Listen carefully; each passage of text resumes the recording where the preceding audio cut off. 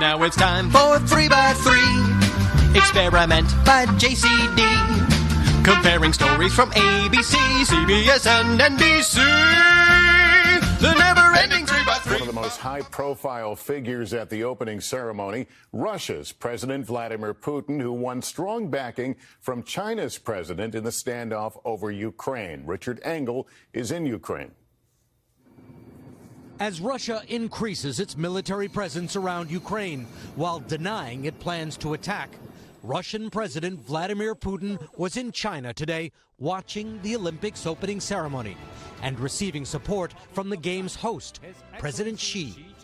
In a joint statement with Russia, China said it opposed NATO expansion, blamed the United States for creating tensions, and expressed support for Russia's demand of security guarantees. Russia also vowed support for China's claims over Taiwan.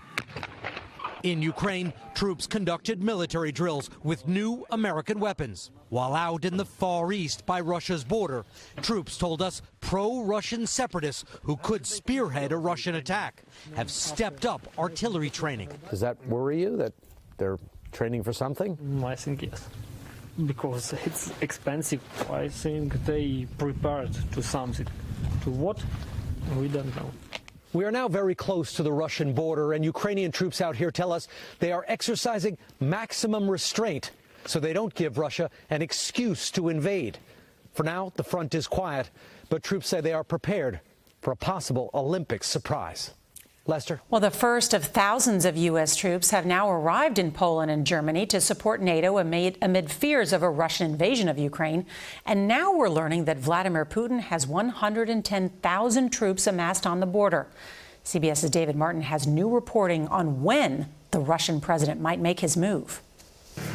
Russia now has 70% of the forces in place to mount a full-scale invasion of Ukraine that would be the largest war in Europe since World War II. U.S. officials still do not believe Vladimir Putin has made a final decision to unleash the massive armies gathering around Ukraine. But if he does, it will likely be after the ground freezes in mid-February and after the Beijing Olympics end on February 20th. Putin was in Beijing today, where he and President Xi issued a joint statement supporting one of Putin's key demands, an end to NATO expansion, and accusing the U.S. of a Cold War mentality, which drew this reaction from the Pentagon. If anybody's guilty of a Cold War mentality right now, it's China and Russia, not the West, not the United States. And if anybody's the aggressor right now in Europe, it's Russia. They're the ones with over 100,000 troops aligned against the other border with Ukraine. A full-scale invasion would likely begin with airstrikes and long-range artillery barrages, followed by airborne and armored advances on several fronts to isolate the Ukrainian capital of Kyiv, along with other key cities like Kharkov and Odessa, within days. An offensive in the east of Ukraine would pin down half the Ukrainian military, which could suffer up to 25,000 casualties. Civilian casualties could go as high as 100,000, along with up to 5 million refugees. The Russian military could take up to 10,000 casualties.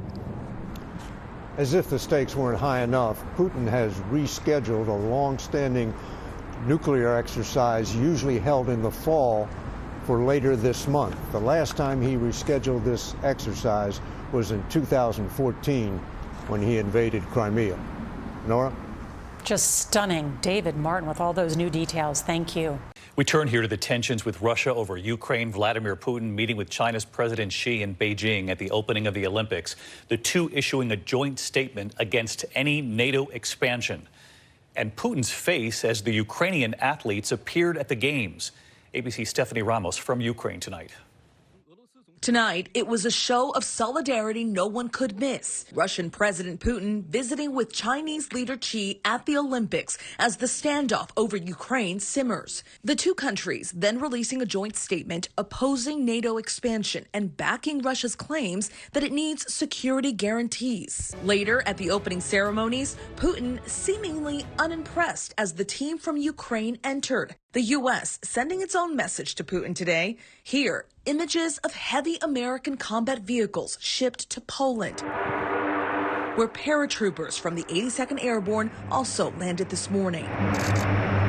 They're part of a force of 3,000 U.S. soldiers deploying in support of NATO allies in Eastern Europe. We traveled just a few miles away from the Polish border, where Ukrainian troops are being trained by members of the Florida National Guard. They're being shown how to use bunker buster missiles. That's the bunker defense munition that's just gone off. Ukrainian soldiers operating that weapon for just the last couple of days, a weapon that they've just received from the U.S. military. David, the Florida National Guard members we saw today are part of about 300 Americans in this country helping train Ukrainian soldiers. David. Stephanie Ramos tonight in Ukraine. Stephanie, thank you. And Fox News.